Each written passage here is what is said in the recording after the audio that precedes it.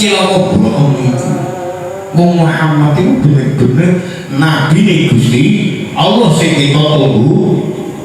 Akhirnya Kursi protes. Sampai kagungan pengertian kang ngono kenapa sampai lain gale-gale iman. Abu Harisah kondo. Iku para jaruk padha mewehake atokan akeh banget marang kita lan padha mulyake marang kita yen kita iman marang Muhammad tentu janji kalau dari kata benda kang wis diparengake marang kita iku Kursi ngerti nanging disimpen ngati nggo mlebu Islam ing Madinah. Sawise rombongan teko ing Madinah rombongan padha berfungsi kelawan penganggo kang bagus. Berarti sih digaris bawahi kangge cerita niku dek kampung ceritane nggih rata-rata wong niku gak gelem nampa kebenaran utawa ngetokno kebenaran krana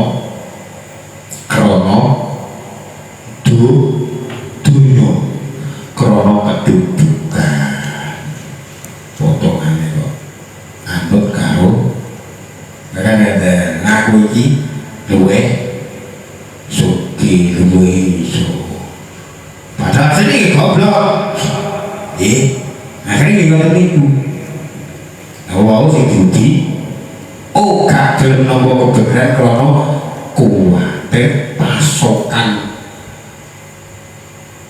pangane harta bendane penghasilan sehari-hari ini engko disetok karo sing jenenge raja penguasa.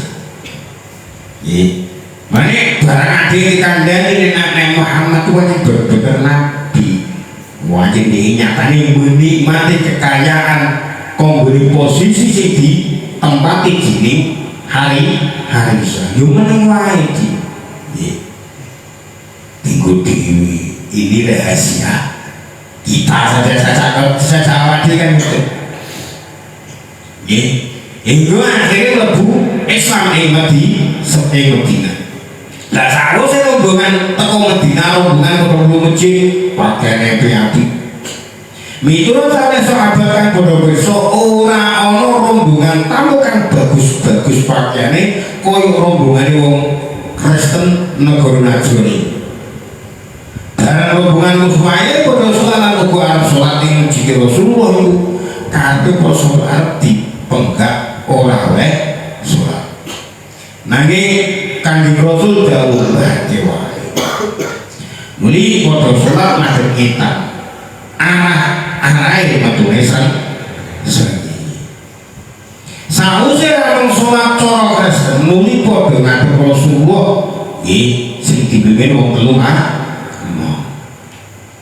akhirnya diwondo kita nikotake yang insya Allah yang insya Allah karena bisa mengibati wong mati lan bisa marase kabeh penyakit lan awek keterangan gandeng karo kahanan kang sama bisa gawe manuk saling ngono Muhammad kita nikotake uga yen Isa iku anake Allah karena Isa ora duweni bapake Muhammad kita nekotake Isa iku nomor 3 ning pengiran 3 ini cara-cara 3 ning tunggal 3 tunggal priwe karo nggih soalnya kula gak kepengin roh nggih kula nek roh Mas kula kita kacau karena Isa itu yang dikatakan fa'alau tawukulna tembung ini mesti diucapkan atas namanya wong akeh luwih sapa siji niku alasane rombongan wong Nasrani Bani Najjar barang diaturke ngoten dari kanjeng Nabi Kanjeng Rasul dawuh padha mlebu agama Islam. Jawab kita kabeh wis maju Islam sedurunge sampeyan perintah Kanjeng Rasul dawuh sampeyan iku ngendikane dadi sira mlebu agama Islam iku etekon yen Allah kagungan ora mungkin ora tinemu akal. Logikane sampean jasa sampean diri. Nalika Gusti Allah dikandhakake duwe anak rupane Isa. Kira-kira nggih, kira-kira sampean nalika akhire mbok padha famili nalika ana wong loro sing butuh, sing siji adine sampean, sing siji anake sampean, kira-kira menang sampean menang sapa? Anak wadi dia anak sini kan ya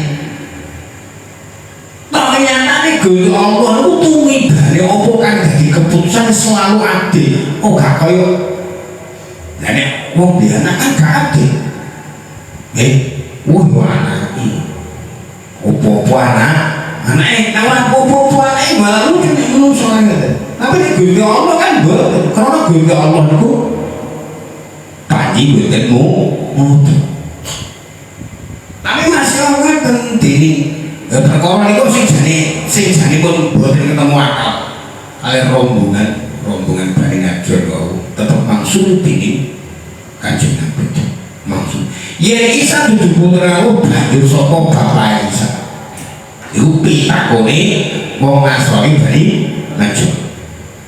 Kanjeng Rasul jawab, sira tentu ngerti yen saben-saben anak iku tentu nerupani bapak. Ya ora. Jawaban rombongan, ya mesti nerupani bapak. Kanjeng Rasul dawuh, sira mesti ngerti yen pangeran ira iku gesang lan ora bakal mati. Lan Isa mesti rusak. Ya ora. Gusti Allah niku kekal abadi.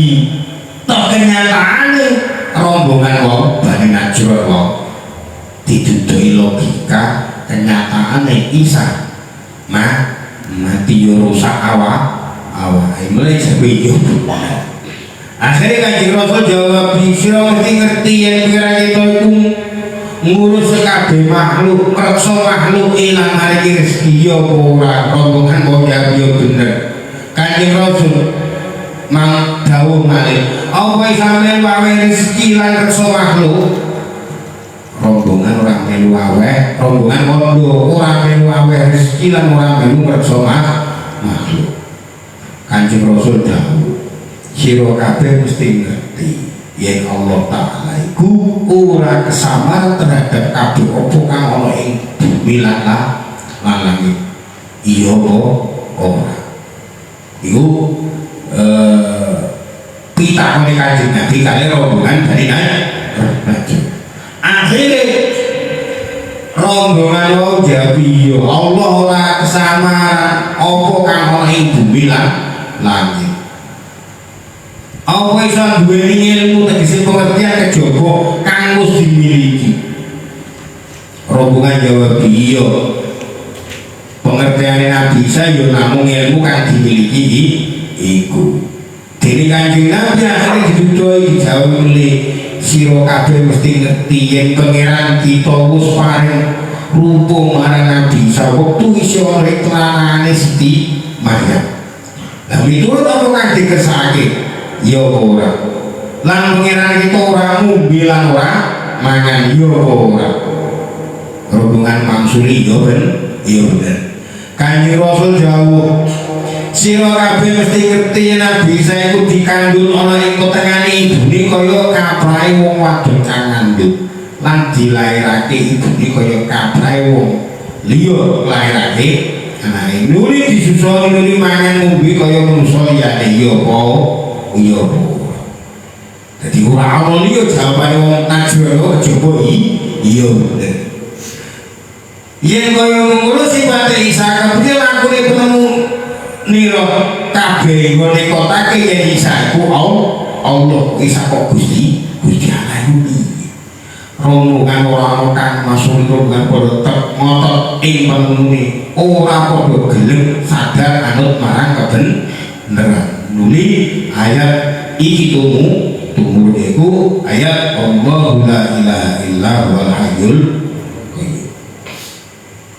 Masalah kan dikarepake wa anzalal furqana iki Al-Qur'an. Mau kan wonten kalimat wa anzalal furqan. Yen nurunke kitab pembeda niku Qur'an.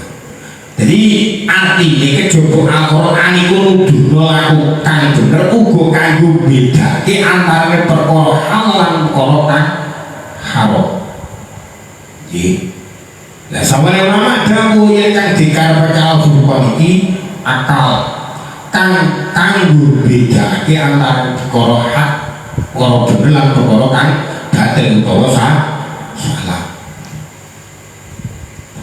Maknane wa anzal furqan mari akal. Imam Razi dawuh ning tafsir munggo aku kang dikarepake Al-Qur'an iki mukjizat-mukjizat kang dibarengake dening Allah Ta'ala karo tumurune kitab-kitabe para nabi. Jelase ngene mikirun ar-rasul. Para nabi-nabi kuwi rene padha teka nggawa kitab-kitab tuntunan urip saking Allah. Lan padha ngaku yen kitab-kitab iki saking Allah Ta'ala dadi padha merlo akidah kanggo netepake benere pengakuane. Iku supaya bisa dibedakake antarané pengakuane para nabi lan pengakuan kang palsu. Bareng Allah Ta'ala nganake mujizat-mujizat kang cocok karo pengakuane, jadi bisa dibedakake antarané pengakuan kang bener lan pengakuan kang palsu. Jadi mukjizat iku Al-Furqan. Mulane tentang segala sesuatu ini opo kan dadi isi Quran ini biasa akhirnya sudut pandang nalika wong ku nafsi iku beda-beda. Ya karena mau misalkan uripi ya ahli tafsir lewat boten mumanis ya soalnya kanjeng Nabi. Ya sing penting ya jenenge Al-Furqan iku pembeda. Masalah sakmene mufassirin khususake ancaman lahum adzabun sadid iki marang wong-wong Kristen dadi lafal kang umum alladzina kafaru dikhususake ana ing sebab tumurne ayat iku miturut sakmene ahli para ulama kang ahli tahqiq padha dawuh ulama ahli hakikat khusus sabab bila yang mau umumal lafzi sifat khusus oleh sebab tumurne ayat iku ora iso nyegah sifat umume lafal. Dadi dawuh innal ladzina kafaru satruse iku bisa ngenani saben-saben wong kang mengko saking dalil-dalil kang nuduhake hukum-hukume Allah senajan duwe tetep ulama utawa kiai utawa pemimpin anggere nyebar konggone syariat ya termasuk kafa termasuk wong akeh sing nguburi Gusti Allah. La faidah tembung Taurat iki bahasa Ibrani maknane syariat utawa peraturan urip ing bumi Allah. Lah yen kalimat Injil bahasa Yunani maknane bebungan. Apa maknane Taurat syariat. Nek maknane Injil cara bahasa Yunani bebungan. Kang dituruni Taurat yaiku Nabi Musa, kang dituruni Injil iku Nabi Isa alaihi wassalam. Kitab Nabi Isa diarani Injil krana Nabi Isa iku bunga para manusia bakal ono nabi pungkasan yaiku nabi kita Nabi Muhammad sallallahu alaihi wasallam. Mulane kitab sing diturunke dening Gusti Allah dhateng Nabi Isa diarani Injil. Karena Injil dua wahri bebu wa alam biswa al-Fatihah.